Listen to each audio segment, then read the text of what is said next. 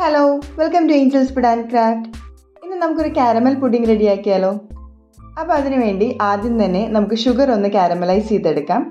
അപ്പോൾ നമുക്കൊരു പാൻ ഫ്ലെയിമിലേക്ക് വെച്ച് അതിലേക്ക് 1/4 കപ്പ് പഞ്ചസാര ചേർത്ത് കൊടുക്കാം. മീഡിയം ഫ്ലെയിമിൽ വെച്ച് വേണം നമ്മൾ ഈ ഷുഗർ ഒന്ന് കാരമലൈസ് ചെയ്തെടുക്കാനായിട്ട്.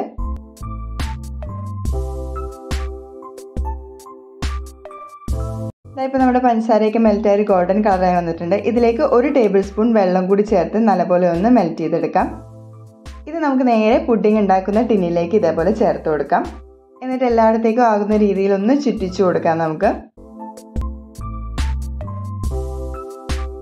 ഇനി നമുക്ക് പുഡിങ്ങിൻ്റെ മിക്സ് സെറ്റ് ചെയ്തെടുക്കാം. അതിനുവേണ്ടി മിക്സിയുടെ ജാറിലേക്ക് 3 മുട്ട പൊട്ടിച്ച് ചേർത്ത് കൊടുക്കാം.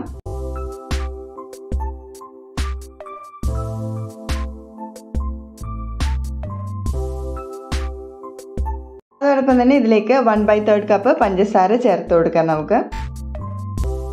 ഒപ്പം തന്നെ 1/2 ടീസ്പൂൺ വാനില എസൻസ് കൂടി ചേർത്ത് കൊടുക്കാം. മുട്ടയുടെ സ്മെല്ലൊന്നും ഇല്ലാതിരിക്കാൻ വേണ്ടിയാണ് ഇങ്ങനെ ചെയ്യുന്നത്. ലാസ്റ്റായിട്ട് നമുക്കിതിലേക്ക് 2 കപ്പ് പാല് കൂടി ചേർത്ത് കൊടുക്കാം. റൂം ടെമ്പറേച്ചറിലുള്ള പാലാണ് നമ്മളിതിലേക്ക് ചേർത്ത് കൊടുക്കുന്നത്.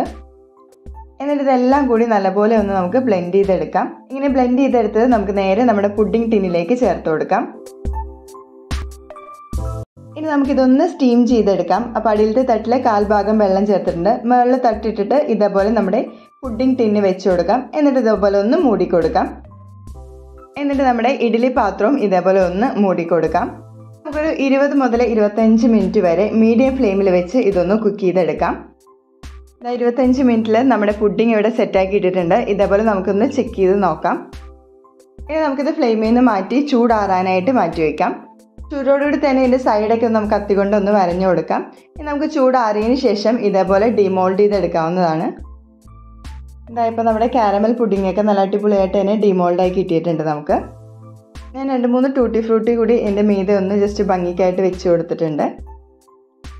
ഇപ്പോൾ നമ്മുടെ കാരമൽ എഗ് പുഡിങ് ഇവിടെ റെഡിയാക്കി ഇട്ടിട്ടുണ്ട്. നമുക്ക് ഇങ്ങനെ തന്നെയും സെർവ് ചെയ്യാം, അല്ലെങ്കിൽ ഫ്രിഡ്ജിൽ വെച്ചൊന്ന് സെറ്റ് ചെയ്തിട്ട് ഒരു 2 മണിക്കൂർ ഫ്രിഡ്ജിൽ വെച്ച് സെറ്റ് ചെയ്തിട്ട് നമുക്ക് സെർവ് ചെയ്യാവുന്നതാണ്.